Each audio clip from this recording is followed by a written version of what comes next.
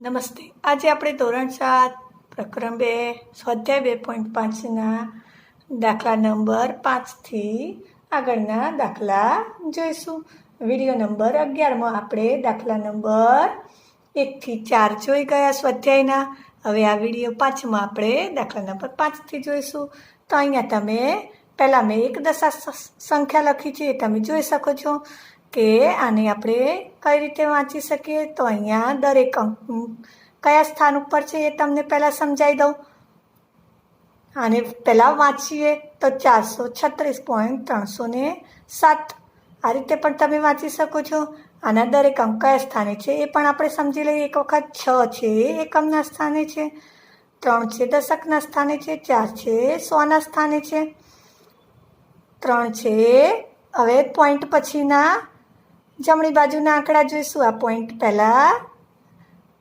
પહેલાંના આંકડા જોઈએ ડાબી બાજુના પોઈન્ટ પછી ડાબી બાજુના જોઈએ. હવે પોઈન્ટ પછી જમણી બાજુના જોઈશું તો 3 દશાંશના સ્થાને છે, 0 શતાંશના સ્થાને છે અને 7 સહસ્ત્રાંશના સ્થાને છે. તો આ આપણે આની પહેલાં સ્વાધ્યાય 2.5ની પહેલાં વિડીયો નંબર 9માં ને વિડીયો નંબર 10માં આપણે શીખી ગયા સંખ્યાની સમજ. તો એ તમે જોયો હશે તો તમને ખૂબ સરળતા રહેશે. તો વિસ્તૃત સ્વરૂપે અહીંયા આપણે લખવાનું છે. નીચે આપેલી દશા સંખ્યાને વિસ્તૃત સ્વરૂપે લખો. અહીંયા 20.07 છે. તો આપણે કોઈ પણ સંખ્યા લખવાની શરૂઆત હંમેશા ડાબી બાજુથી જ કરશું. તો અહીંયા તમે જોઈ શકો છો કે 20.07 છે તો 2 ડાબી બાજુનો પ્રથમ અંક છે 2. તો 2 કયા સ્થાને છે? તો તમે તરત કહેશો કે દશકના સ્થાને છે.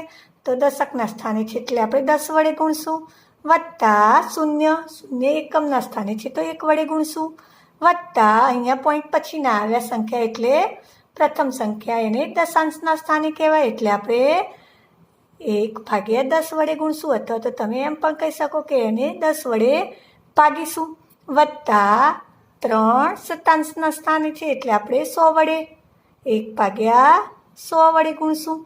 તો આ રીતે આપણે વિસ્તૃત સ્વરૂપે લખી શકીએ છીએ. હવે આપણે બીજી સંખ્યા જોઈશું. 2 એકમના સ્થાને છે તો આપણે 1 વડે ગુણશું, વત્તા પોઈન્ટ પછીની સંખ્યાઓ જુઓ તો 0 દશાંશના સ્થાને છે તો 1/10 વડે ગુણશું, વત્તા 3 શતાંશના સ્થાને છે તો 3 × 1/100 લખીશું. હવે આપણે બીજી એક સંખ્યા જોઈએ. 200.03 તો 2 100ના સ્થાન ઉપર છે તો આપણે 100 વડે ગુણશું, વત્તા 0 દશકના સ્થાને છે એટલે આપણે 10 વડે ગુણશું, વત્તા 0 એકમના સ્થાને 1 વડે. અહીંયા તમે 0 પણ ખાલી લખી શકો. 10 વડે ના ગુણો ને 0 છે એટલે 0 10 × 0 એટલે 0 જ થાય. તો તમે આને આ રીતે પણ લખી શકો. 2 × 100 વત્તા 0 વત્તા 0 આ રીતે પણ આપણે લખી શકીએ.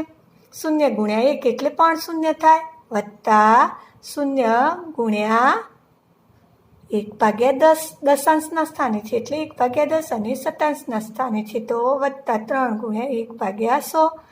અને આગળ પણ આપણે આને પણ 0 લખી શકીએ, વત્તા આને 3 × 1/100 આ રીતે પણ તમે લખી શકો. ગમે તે રીતે લખો, સાચું પડે. હવે આપણે આગળની સંખ્યા જોઈશું. તો 2 એકમના સ્થાને છે તો આપણે 1 વડે ગુણીશું, વત્તા 0 કયા સ્થાને છે?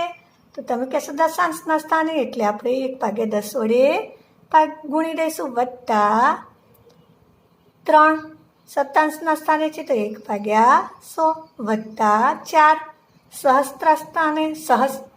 સહસ્ત્રાંશના સ્થાને છે એટલે આપણે 1000 વડે ભાગીશું. અથવા તો તમે એમ કહી શકો કે 1/1000 વડે ગુણી દઈશું. તો આ રીતે આપણે વિસ્તૃત સ્વરૂપમાં લખી શકીએ છીએ. હવે અહીંયા તમને એવું આપેલું છે કે નીચે આપેલા દશાંશ સંખ્યાઓમાં 2ની સ્થાન કિંમત લખો. કોની? 2ની સ્થાન કિંમત. 2 કયા સ્થાન ઉપર છે એ આપણે નક્કી કરીશું અને એની સ્થાન કિંમત લખીશું.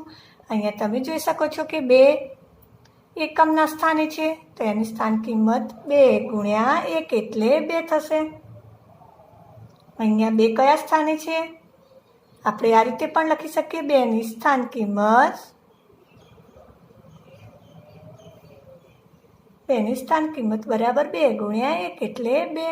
અહીંયા આપણે 2ની સ્થાન કિંમત 2 કયા સ્થાને છે? તો તમે તરત કહેશો કે 2 દશકના સ્થાને છે, તો આપણે 10 વડે ગુણશું, તો 2 ગુણ્યા 10 એટલે 20 થશે. એ રીતે આપણે આગળ એક સંખ્યા જોઈશું. તો અહીંયા તમે 10.25 છે, તો 2ની સ્થાન કિંમત લખશું આપણે. 2 કયા સ્થાને છે? તો તમને ખબર પડી જશે કે પોઈન્ટ પછીનો પ્રથમ આંકડો છે, એટલે એને આપણે દશાંશ કહીશું. 2 દશાંશના સ્થાને છે, તો આપણે એને 1/10 વડે ગુણશું. તો અહીંયા થશે 2 ભાગ્યા 2 એકા 2 ભાગ્યા 10. તો પછી આપણે બીજી સંખ્યા જોઈશું. અહીંયા 2ની સ્થાન કિંમત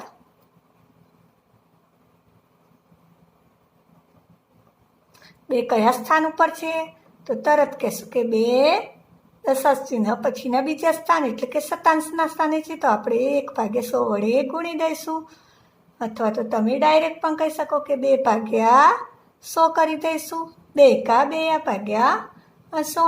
હવે અહીંયા આપણે 2ની સ્થાન કિંમત માટે તમે નક્કી કરશો કે 2 કયા સ્થાન ઉપર છે?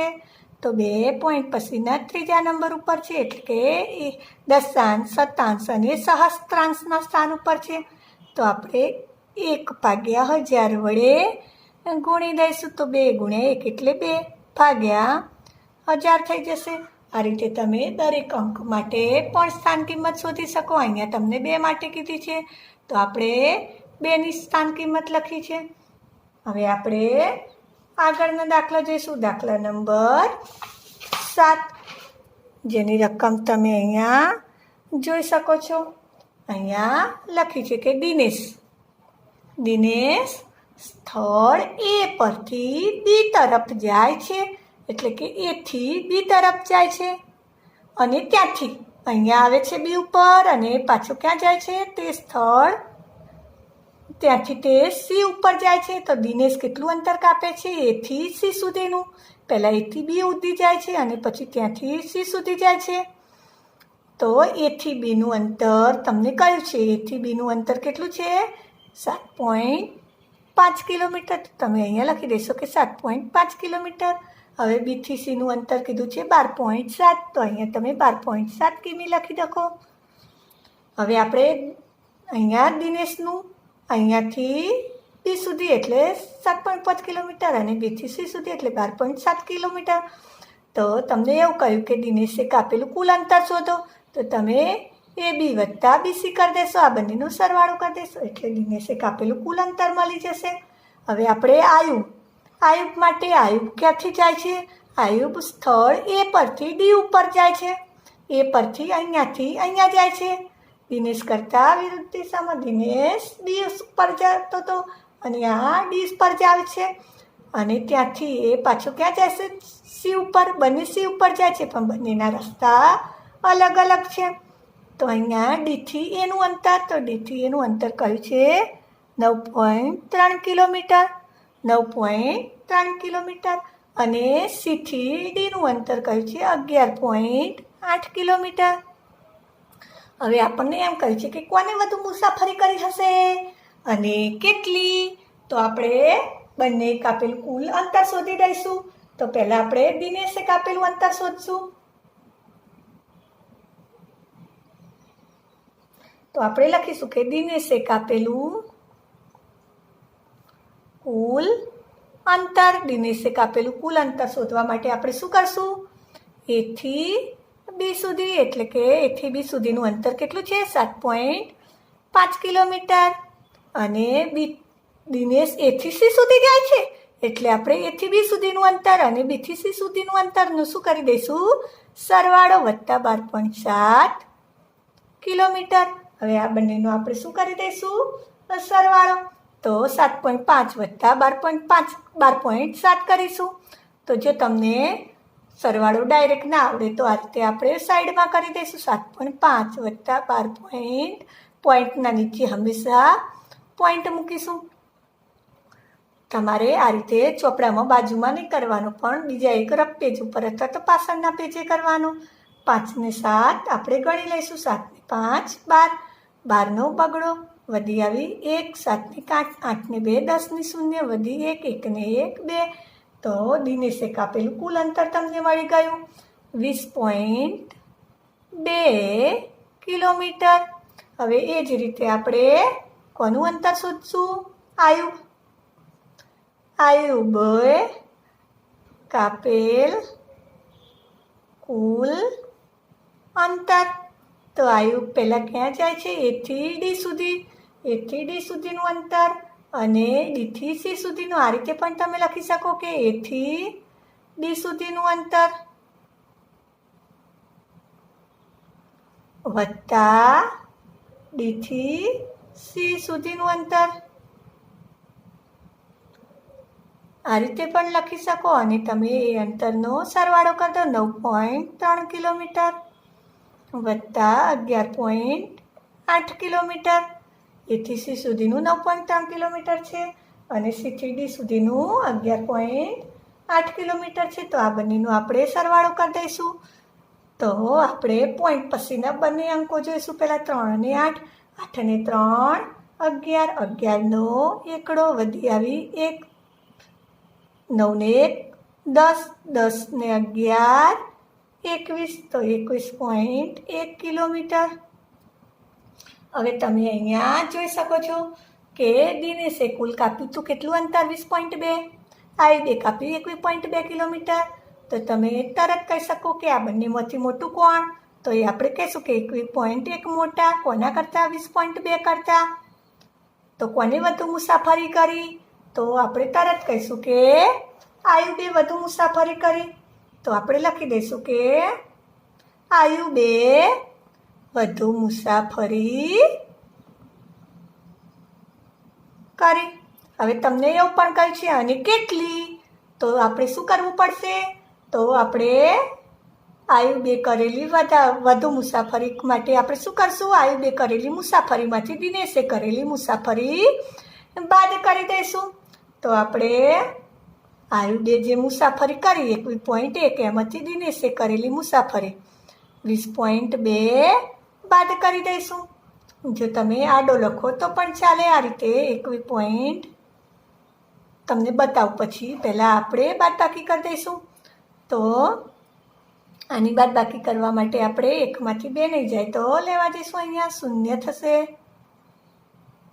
આ રીતે પણ તમે લખી શકો 21.1 માઇનસ 20.2. તો હવે આપણે આ બંનેની બાદબાકી કરીએ તો અહીંયા 11, 11માંથી 2 જશે તો 9 અને અહીંયા 0માંથી 0 જશે તો 0, 2માંથી 2 જશે તો 0. તો કેટલી વધુ મુસાફરી કરી? 0.9 કિલોમીટર.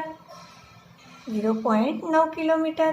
આને આપણે મીટરમાં પણ લખવું હોય તો લખી શકીએ કે 0.9 કિલોમીટર છે. તો આપણે મીટરમાં ફેરવવા માટે 1000 વડે ગુણવા પડશે. તો આપણે લખશું કે 0.9 ગુણ્યા 1000. તમે આ રીતે લખો તો પણ ચાલે. કંઈ ફેરવવા ના હોય તો પણ ચાલે. અને તમને કહ્યું હોય કે મીટરમાં ફેરવો તો આપણે 1000 વડે ગુણશું. તો આને 1000 વડે ગુણવા માટે પોઈન્ટ કાપી લઈશું. તો લખી દઈશું કે આપણે 900 મીટર. તમે ફેરવતા નહીં કારણ કે હજી તમને આ દશાંશ ચિહ્નવાળા સંખ્યાઓના ગુણાકાર તમને શીખવાડ્યા નથી. માટે ગુણાકાર શીખો પછી આપણે ફેરવવામાં સરળતા રહેશે. તો તમે આટલા સુધી જ કરજો કે 0.9 કિલોમીટર વધુ મુસાફરી કરી. કોને વધુ મુસાફરી કરી? આયુબે. અને આ રફ કામ આપણે પાછળ કરશું, અહીંયા સાઈડમાં કરશું નહીં. તો આપણે દાખલામાં તમને ખબર પડી ગઈ હશે. દિનેશે A થી C સુધીનું અંતર પહેલાં આપણે શોધી દઈશું. એ જ રીતે આયુબનું A થી D C સુધીનું અંતર શોધી દઈશું. આ બંનેનો સરવાળો કરી દઈશું અને આપણને ખબર પડી જશે કે કોને વધુ અંતર કાપ્યું. તો તમે અહીંયા જોઈ શકો કે આયુબે વધુ અંતર કાપ્યું.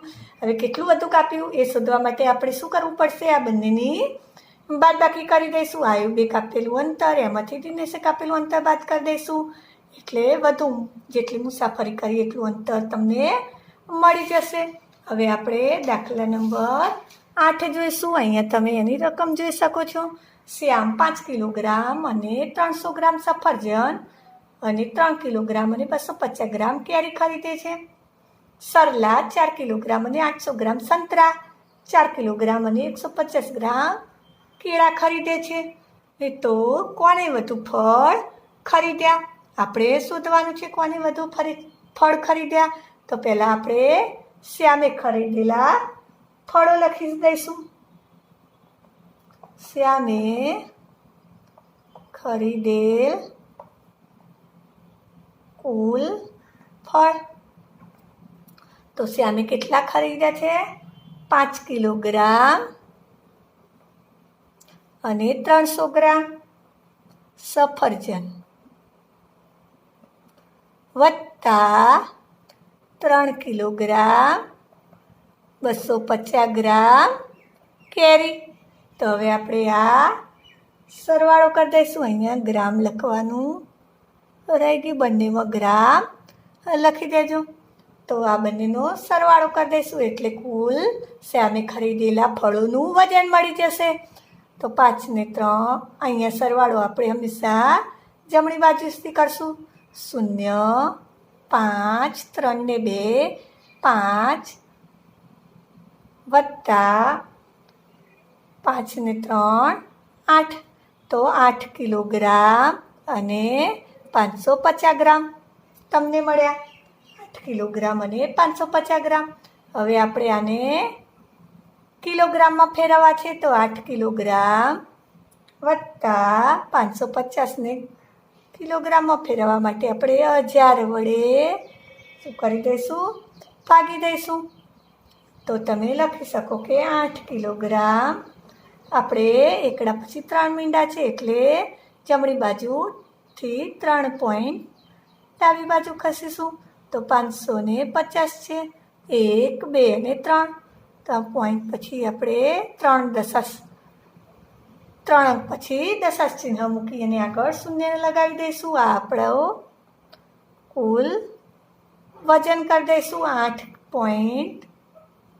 8 વત્તા 0 તો 8.550 કિલોગ્રામ. જો તમને ડાયરેક્ટ ના આવડે તો બાજુમાં કરજો. 8 પોઈન્ટના પછી પોઈન્ટ મૂકજો. અહીંયા 8 પછી કંઈ આપેલું નથી તો 0.550 છે. તો આ રીતે આપણે સરવાળો કરી દઈશું. 8.550 કિલોગ્રામ મળ્યા. હવે આ રીતે આપણે સરલાએ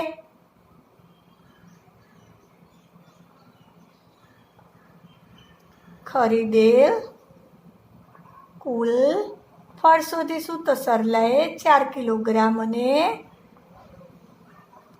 800 ગ્રામ